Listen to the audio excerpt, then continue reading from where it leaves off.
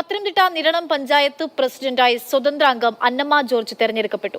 LDF പിന്തുണയോടുകൂടിയാണ് വിജയം. UDF-ലെ രണ്ടുപേരുടെയും ഒരു LDF അംഗത്തിന്റെയും വോട്ട് അസാധുവായി. CK അഭിലാൽ വിവരങ്ങൾ നൽകും. അഭിലാൽ, തെരഞ്ഞെടുപ്പ് ഫലം എങ്ങനെയാണ്? ഇപ്പോൾ ഒരു വോട്ടെടുപ്പൊക്കെ ഉണ്ടാകാനുണ്ടായ സാഹചര്യം എന്താണ്?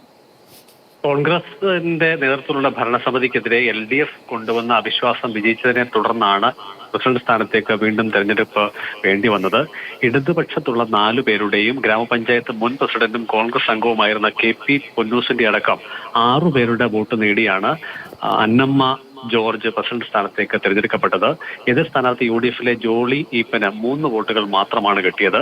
UDF-ലെ 2 അംഗങ്ങളും LDF-നൊപ്പം ചേർന്ന സ്വതന്ത്ര അംഗം PDGS പ്രതിനിധിയായിട്ടുള്ള ആളും അവരുടെ വോട്ടുകൾ അസാധുവാക്കുകയായിരുന്നു. 3 ആഴ്ച മുൻപാണ് LDF കൊണ്ടുവന്ന അവിശ്വാസത്തെ കോൺഗ്രസ് അംഗവും മുൻ പഞ്ചായത്ത് പ്രസിഡന്റും ആയിട്ടുള്ള KP പൊന്നൂസ് അടക്കം 2 പേർ കൂടി പിന്തുണച്ചതോടെ അവിശ്വാസം വിജയിക്കുകയാണ് ഉണ്ടായത്.